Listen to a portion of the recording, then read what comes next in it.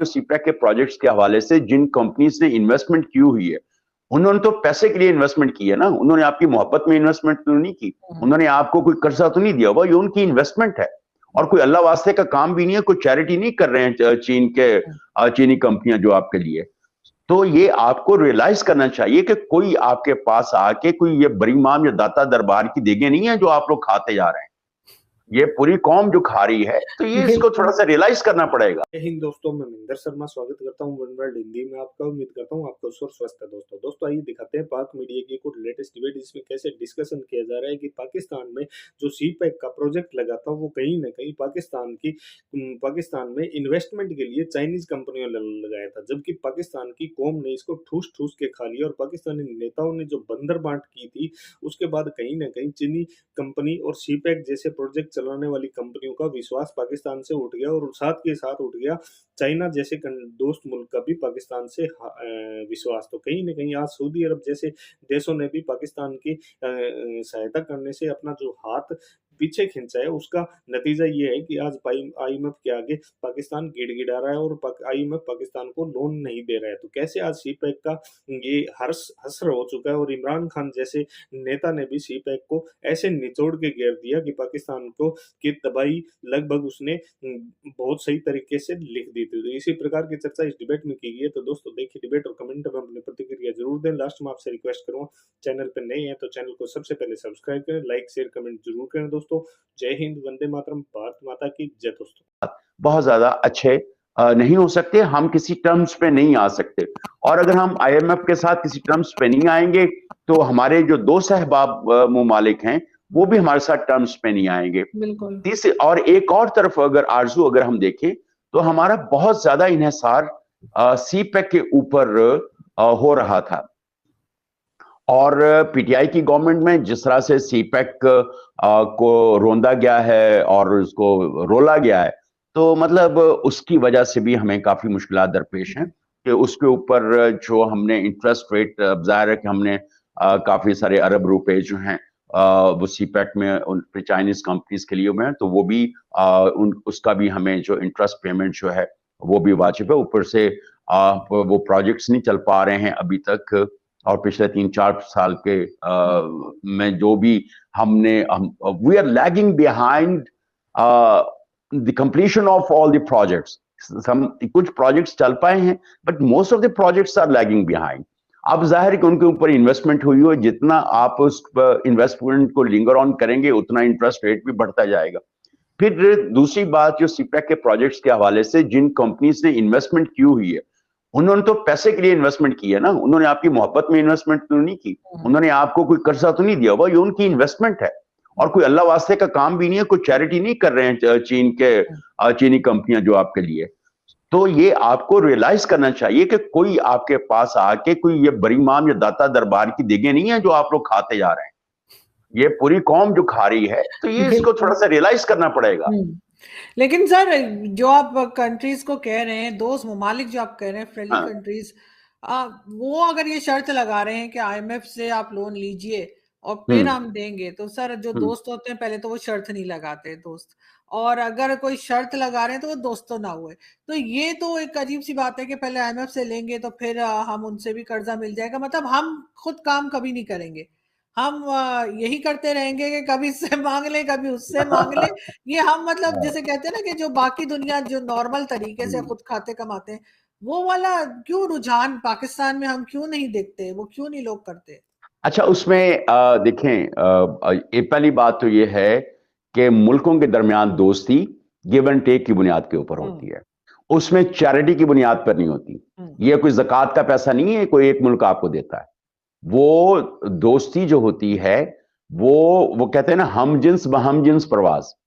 आप उनके साथ तभी परवाज कर पाएंगे जब आप उनकी तरह से खेल रहे होंगे, आप उनकी तरह से परफॉर्म कर रहे होंगे।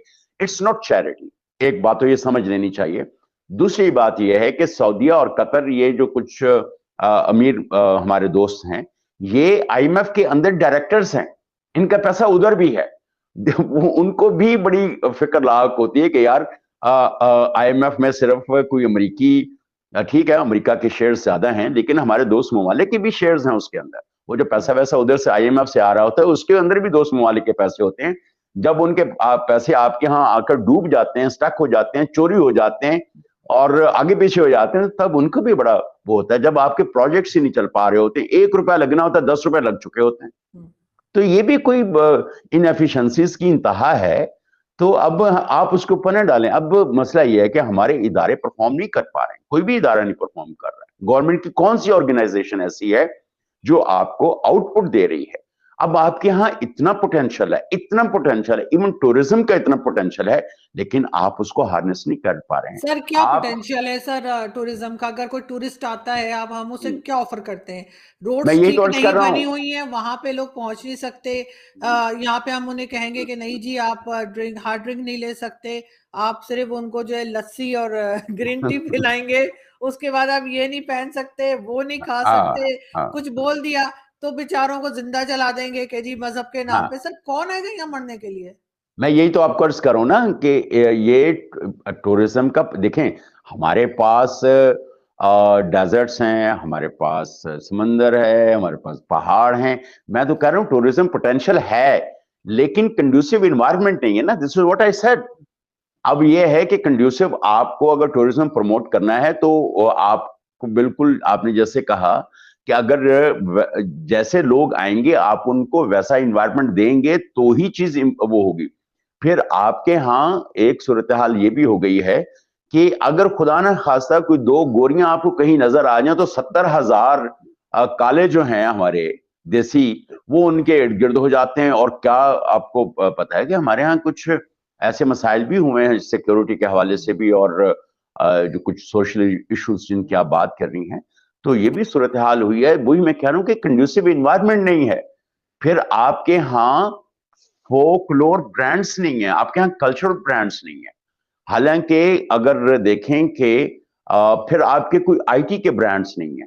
आपके मतलब आप दुनिया में को क्या चीज ऑफर कर रहे हैं? आप दुनिया को कोई चीज ऑफर ही नहीं कर रहे। आपके अगर IT इंडस्ट्री है, वो भी पुरसकून अल्हम्दुलिल्लाह। आपकी जो टेक्सटाइल इंडस्ट्री है, आज उसकी सब्सिडी खत्म कर दें तो वो भी क्या है, वो भी सुकून से बैठ जाएगी। वो कहेगी हाँ जी हमारे तो ये नहीं है तो वो नहीं है। मेहनत करके कमाना हमारे मुल्क में हराम समझा जाता है।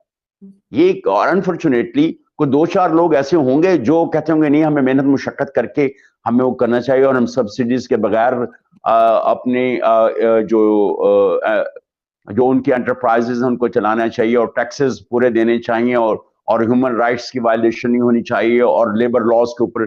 ये तरह के कितने होंगे?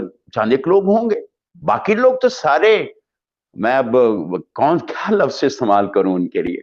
लेकिन अगर हमारी ऑर्गेनाइजेशंस जो हैं, तो ये कितना अजीब सा मशहूर सा जुमला है कि ये जो हमारे सरकारी अफसरान हैं ये काम ना करने के पैसे लेते हैं और फिर काम करने के भी पैसे लेते हैं।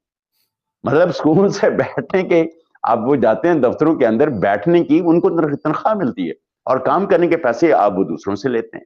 ये भी अजीब सा कॉन्सेप्ट पाकिस्तान के यहाँ आया हुआ है। तो और दिस इज वेरी अनफॉर्चुनेट। जब ऐसी सूरत हाल के अंदर होगी, जब आपका पब्लिक सेक्टर परफॉर्म नहीं कर रहा होगा और आपका प्राइवेट सेक्टर जो है वो सब्सिडीज के ऊपर और टैक्स चोरी के ऊपर बैठा हुआ होगा और हरामखोरी पे बैठा हुआ होगा, तो फिर मुश्किल हो जाएगी ना। वो बेचारे चंद एक लोग जो टैक्स दे रहे हैं उनके ऊपर टैक्स लगता जा रहा है, बढ़ता जा रहा है। फिर आपकी पिल्फरेज कितनी है? आपकी इलेक्ट्रिसिटी 38% आपकी बिजली चोरी हो जाती है। आप मुझे बताएं 38% जिसने बिजली चोरी कर ली वो तो मुफ्त में बैठ के खा रहा है। और मेरे और आप जैसे लोग जो हैं उनके हजारों रुपए के बिल बेवजह आते जा रहे हैं। हम सारा दिन अपनी ये बल्ब भी बंद करते रहते हैं, यार ये बल्ब बंद कर दो, यार ये बल्ब बंद कर दो, ये भी बंद कर दो, वो भी बंद कर दो, छोटा बल्ब जला लो। तो लेकिन बाकी लोगों के जनरेटर्स चल रहे हैं, उनकी इंडस्ट्रीज चल रही हैं, उनका सारा कुछ हो रहा है और उनके बिल भी नहीं आते हैं। वो जो एक्सपोर्ट्स करते हैं उसके ऊपर रिबेट लेते हैं और टैक्सेस अलग से चोरी करते हैं। आई डोंट नो कि ये सूरत हाल बिल्कुल मखदूश है। और इसी तरह बाकी जगहों की भी सूरत हाल है। हमारे इतना पैसा इंटरनेशनल इन्वेस्टमेंट को अट्रैक्ट करने के लिए लगाया जाता है, लेकिन रिजल्ट क्या होता है? कुछ भी नहीं है। आप अपने इन्वेस्टमेंट ब्यूरोज जो हैं या इन्वेस्टमेंट आपके बोर्ड्स जो हैं, आप उनको उठा के देख लें उनकी क्या परफॉर्मेंस है। आप केपी का था बड़ा, उन्होंने इश्तहारबाजी की, सारा कुछ, कहाँ है इन्वेस्टमेंट? आपने जो सीपैक के हवाले से जो अपने वो जो थे स्पेशल इंडस्ट्रियल जोन्स जो बनाने थे, इकोनॉमिक जोन्स, उनकी क्या सूरत हाल है 10-15 सालों के अंदर? अब वो नवाज शरीफ साहब अनाउंस कर गए थे और उससे पहले उन्होंने भी कोई अनाउंस किया था, आई डोंट नो क्या सूरत हाल। तो ऐसी सूरत हाल के अंदर तो मुल्क नहीं चलते ना। बिल्कुल सर, आप सही कह रहे हैं, क्योंकि जाहिर है अगर कोई किसी बैंक से भी अगर कोई लोन लेने जाए तो बैंक 10 चीजें पूछता है। प्रॉपर्टी है आपके पास, वापस कैसे करेंगे, 10 चीजें होती हैं। तो जाहिर है चाहे वो आईएमएफ हो या कोई भी दूसरी कंट्री, वो पाकिस्तान को लोन क्यों देगी? फिर तो मुझे यही लग रहा है कि वो इमरान खान अगर दोबारा आ गए तो वही कहेंगे मुर्गियां पाल लो और बकरियां पाल लो और वही सब कुछ चलेगा। थैंक हाँ, यू सो मच सर कि आपने आज ज्वाइन किया, बहुत शुक्रिया। ओके।